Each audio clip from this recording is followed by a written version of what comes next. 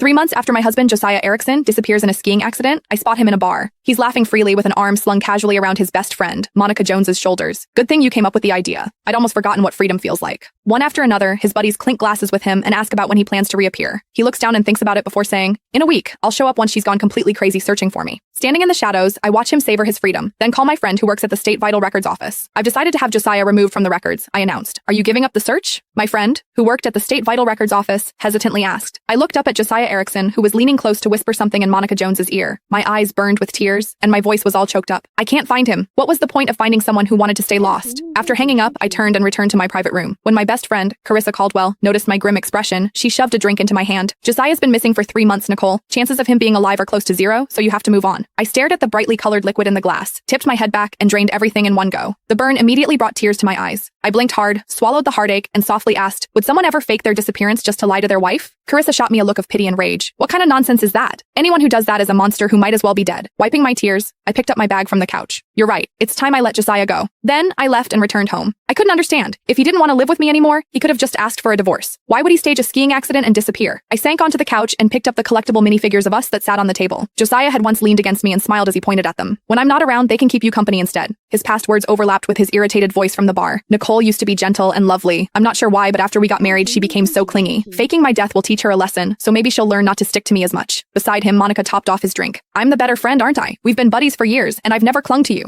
"Yeah, you're my best buddy," he said, though they talked like best friends and siblings. Their legs were tangled together beneath the table. The thought of the scene made my stomach churn. I tossed the minifigures into the trash before picking up my phone to mass text. "Josiah Erickson passed away in an accident 3 months ago. A farewell ceremony will be held in 1 week." Almost immediately, his so-called buddies bombarded me with angry questions. "How can you hold a funeral when we haven't found Josiah? Have you lost your mind, Nicole? Josiah isn't dead. If Josiah comes back and sees his funeral, he'll be furious. Think about it. Do you have the guts to make him mad?" I ignored the first few questions and only replied to the last. If Josiah's dead, how can he get mad? With that, I tossed my phone aside and started packing up the items Josiah had left in the house. For the past 3 months, I'd mostly been searching for him in the city where he supposedly disappeared while skiing, making me rarely come home. The bedroom looked much the same, except for the bed. When I opened the closet, I froze. More than half of Josiah's clothes were gone. What remained were mostly items unfit to be worn this season. I accessed the home security footage and fast-forwarded through the recordings from the past month. Early in the month, Josiah had walked through the door with his arm around Monica. 2 hours later, he left carrying an armful of clothes. Mid-month, he carried her home. They didn't leave until the next morning. Just 2 nights ago, they slipped in under the corner of darkness and left yesterday morning. These were all the days when I was in the neighboring city, desperately hunting clues leading to his whereabouts. I cried as I watched, not for Josiah, but for myself. I'd given up everyone for such a disgusting man, and it was simply not worth it. While I lay awake, terrified for his safety, he was here in our home with his so-called best friend, possibly even in our bed.